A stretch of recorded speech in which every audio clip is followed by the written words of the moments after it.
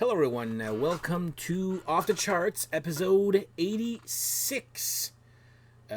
Before we start off, if you like this type of content, please like and subscribe and tell your friends, please.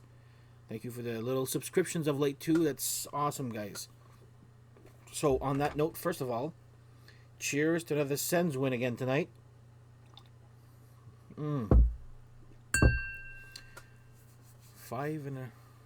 Four in a row, whatever. Anyway, it's looking good this year. Knock on wood. All right. So, sorry. So, what I'm going to be talking about today is bands that have, for some reason, only have one album. See if we can figure out why. Do we want more? Are we okay with one, or was one too much? Because I did, bands with only two albums. That actually went fairly well. So I'm going to do one album bands. So pretty much it was the only way to get them on the show anyway there. If you got 3 albums or more, then you qualify for a ranking. I did it with Badlands, so I guess I must do it with everybody else now, right? So let's start it off now with one album bands, and we'll see where it goes. So first one, The Scream. If you don't know who these guys are, this is John Corabi's band before he got hired to become the singer of Motley Crue, and then everything fell apart. Obviously the reason why there's only the one album is because John Corabi went on to go to Motley Crue. I would like another album by these guys. Like, this was actually fairly decent. It's actually pretty good here. Took me a while to like it. I didn't... You know what, Steph, to answer your question the other day, I did know about The Scream, because I did remember seeing Man on the Moon on Power Hour before that, which I just thought was, it was good. Nothing great. There was a lot better songs on here there. So anyway, The Scream, I would have liked to have one more. Well, we know why there was only one. So, The Scream, let it scream. All right, this one here was more of a side project. I'm talking about The Mob. Who is The Mob? Well, of importance, there's Doug Pinnick from King's X. Reb Beach of Winger was pretty much the two reasons why I bought this album here. Of course, you got Kelly Keagy from Night Ranger and Timothy Drury. He's done so many... Is it Great White? Who the hell's Timothy Drury drum for? Anyway, great album. I would easily accept a second, third, or fourth from these guys. I like this one here. This was actually a very good side project. Hoping for more. But again, with side project, you never know if they're just going to make one or going to make a whole bunch there. So far, this was from 2005. So yeah. The Mob. Self-titled. Great album. This one here, I've seen these guys live twice, and I'm like, what the hell happened to these guys? So, End Ever After. Just to give you an idea, these guys opened for Cinderella and Poison in Toronto, and then opened for Airborne here in Ottawa. And I'm like, these guys actually were pretty good. And I said, oh my God, these guys again. I'm like, I had to go check. Did they have any other albums? Nothing. They fell off the face of the earth. This was in 2007. Nothing since. I guess they're broken up. This is actually not bad. So, yeah, they went on to open for Poison and Cinderella and Airborne. Like, those are not no-name bands there. So, anyway, End Ever After. Kiss or Kill. Baby, Baby, Baby. That was a great song, yeah. You know, the title, when you're saying it out loud is kind of dumb there, but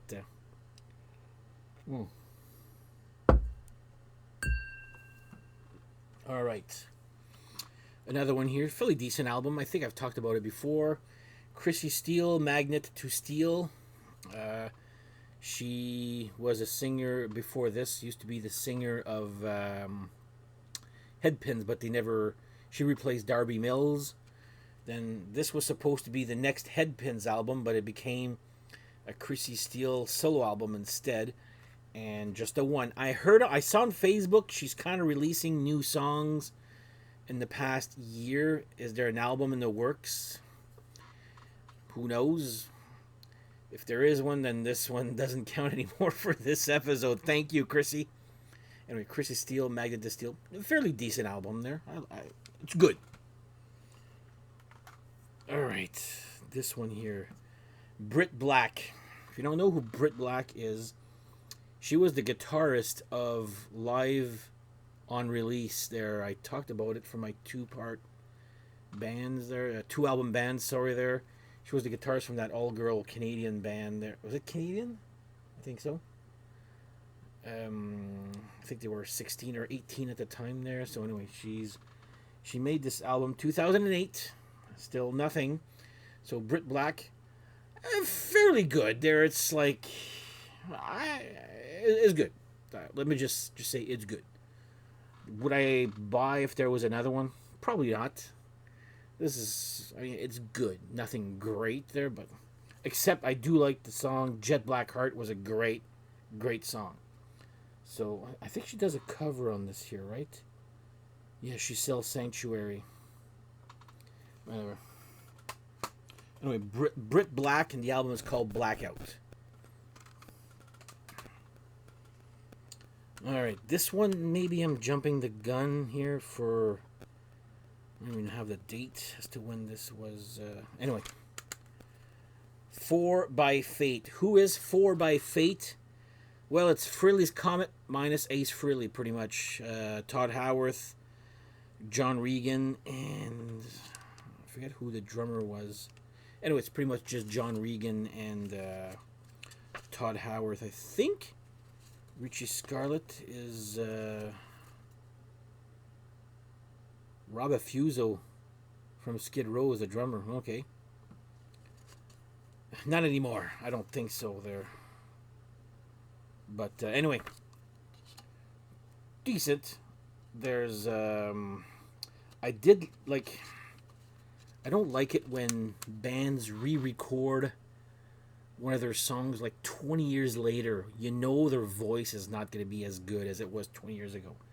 And this is the case with It's Over Now, which I find is one of Frehley Comet's better songs. It's just okay here. But Amber Waves was actually pretty cool on this song. Hell, I'll give that there. So 4 by Fate, Relentless is the name of the album. This was in the 2000s. It just doesn't show the date here as to when. Well, apparently there's a... It's when the drummer from Twisted Sister passed away. So I guess it's around that time. Does it say the date here? I don't... Okay, I'm still on... Anyway. It's in the 2000s somewhere.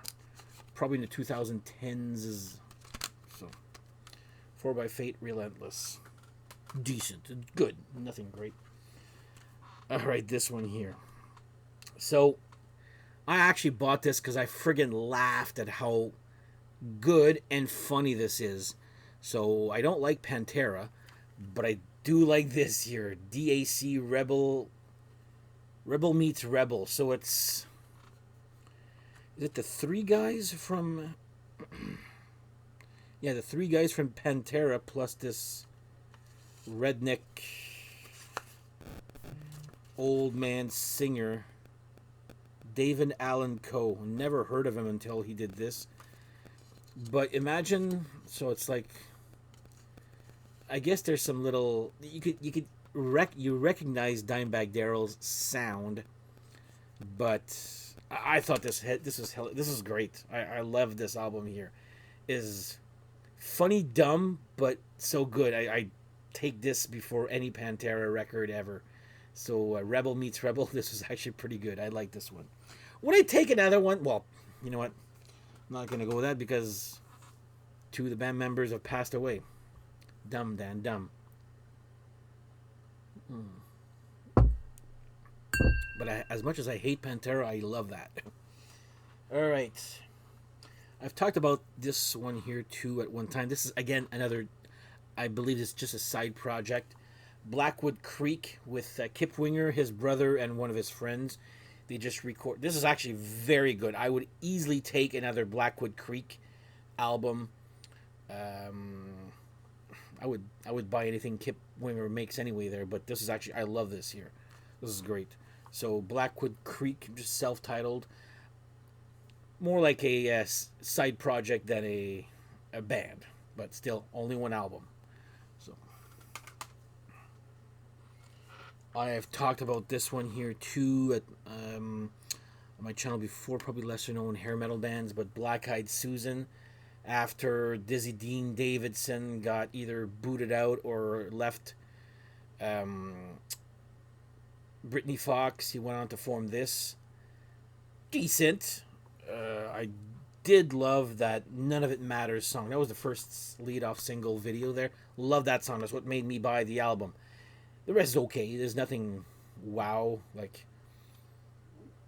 I'm okay with them only having the one album there. They're not really missed there, but what record company was this on anyway? Mercury, okay. Anyway, very forgotten, but half decent album. There, it's good. I have talked about this one too. I think in my super groups, but Contraband. Again, I think this was just like more of a side project slash super group for one album. Most of it is just a bunch of covers anyway. Members of Scorpions or MSG, I guess. They're Shark Island, Rat, Vixen, and LA Guns. I do like this one a lot, actually. This was actually very good. Whether it's just covers or what, I did like this one here. So Contraband, which is called Contraband. And this one here is, oh my god. So I'm trying to see if you guys would maybe remember these guys here. So the band is called Bad for Good. Terrible album cover, by the way. Who is Bad for Good? They were kids again, in their probably 16 to 18. The lead guitarist was the little guitar player in the Steve Vai video, The Audience is Listening. That's him. A lot younger, actually, at that time. The singer is Danny Cooksey. If anybody knows who Danny Cooksey is, he was that little fucking redhead kid there in Different Strokes. Yeah, that Different Strokes with Arnold, or what you're talking about, Willis. That there, near the end of their run there. He was in Different Strokes, that little redhead kid, yeah. And the drummer, was it Brooks Wackerman? Apparently, he's actually the only one of those. Well, the bass player, I don't know who he is there. No offense there. But the drummer Brooks Wackerman, apparently he's done quite a name for himself in the music world. So I think he's the only one of those four that actually did something. But as 16, 18-year-old kids, this was actually fairly good for what it is. So Bad for Good, I think it's called Refugee. Yeah, Refugee. So there you go. Bad for Good. Only the one album. I don't know. Again, this came out 90. Jesus Christ, this is so small. Like, who the hell, like, even if you have good eyes or bad eyes, like, this is impossible to read. Anyway, it was in the 90s, obviously. There. 92. Yeah. This type of music wasn't popular anymore. So Bad for Good, only the one album. Now, what I have on vinyl, Predator, Easy Prey. Shit, that's all we're going to say about that album. I'm okay with them only having one album, by the way. HSAS, I've talked about this on my channel before. Love this. This was kind of another side project. Wished it could have been a lot more. I absolutely love this album here. Some great songs on this here. Journey, Sammy Hagar, I think Billy Idol, and I forget where the other guys are from there, or the other guys from there, but this is great. I love this.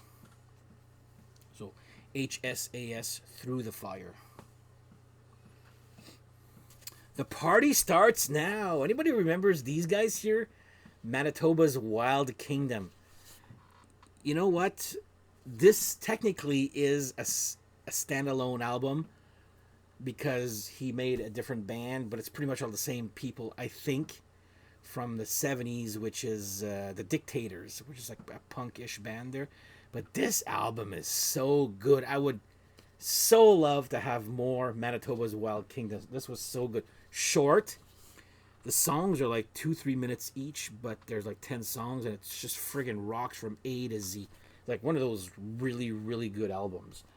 So yeah, apparently Handsome Dick Manitoba, which is a singer from the Dictators, is the singer for this band, and he said, "I made this band just to clear my head from the '70s." I'm like, okay, or he took the '80s off to clear his head from the '70s, something like that. What year was this? Okay, yeah, 1990. Sorry, yeah, that was the thing. He took the '80s off. Not, I knew a few songs from the Dictators there, but anyway, this is great. Love this. Manitoba's Wild Kingdom and You. Wish there was more. This one here, oh my god, it's too bad there was only one album. Life, Sex, and Death. The Silent Majority. Oh my god, that singer, like, I think I've talked about this on my channel before. Just watch Life, Sex, and Death on this. There's a YouTube video, and he's like playing this, the singer's playing this little guitar, and you're like, it looks like a homeless guy. Apparently he smelled the part too.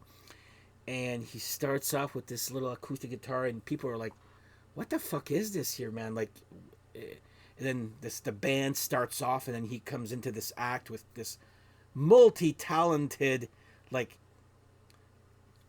turning around your mic, doing these dance moves I've never seen before. I was like, okay, that was actually different and cool. Anyway, would have loved to have more from these guys, but apparently they did a second, or they recorded it, but it never got released. It's shelved somewhere. So Life, Sex, and Death, the Silent Majority. Stanley was quite the front man.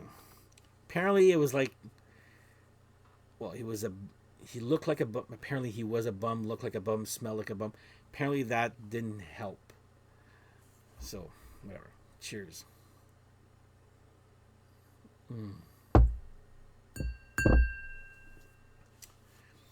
Another one. Actually, I'll start off with this one here because it's like a part two. So, from the 70s, Billion Dollar Baby Battle Axe.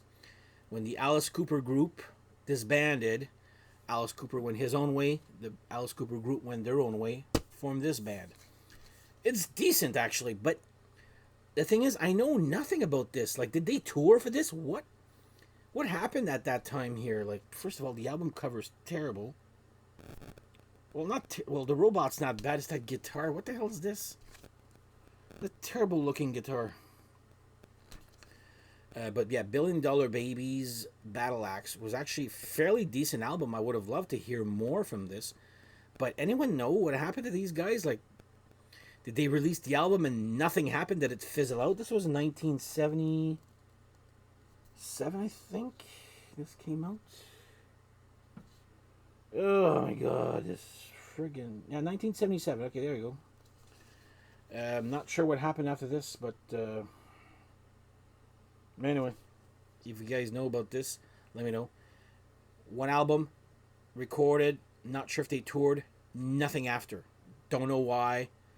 Never really asked for why, but I remember when I started liking Alice Cooper a lot, I said, I need to have this album, and I finally found it, which I'm very happy about.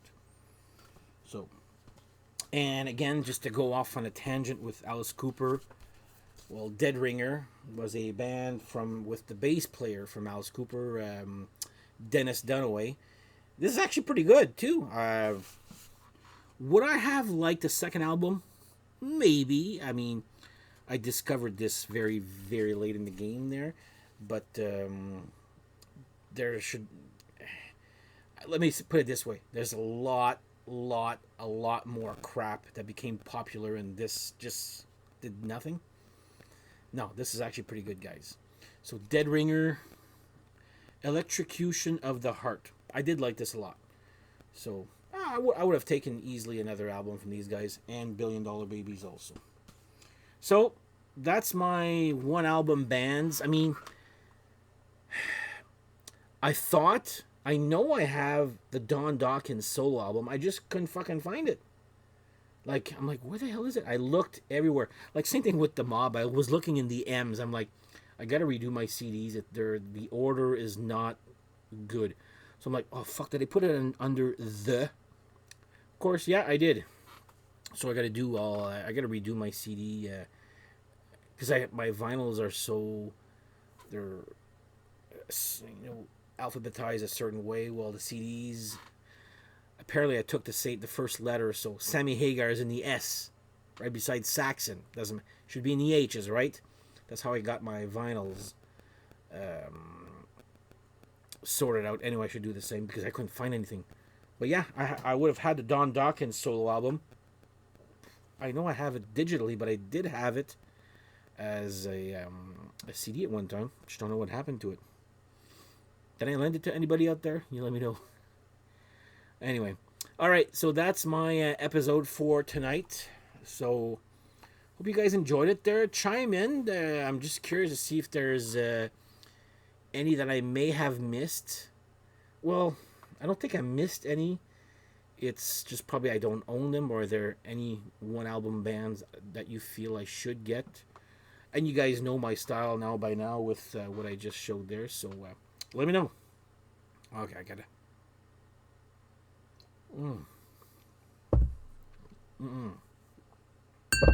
There we go.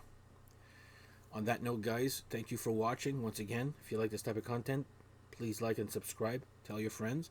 And we shall see you later.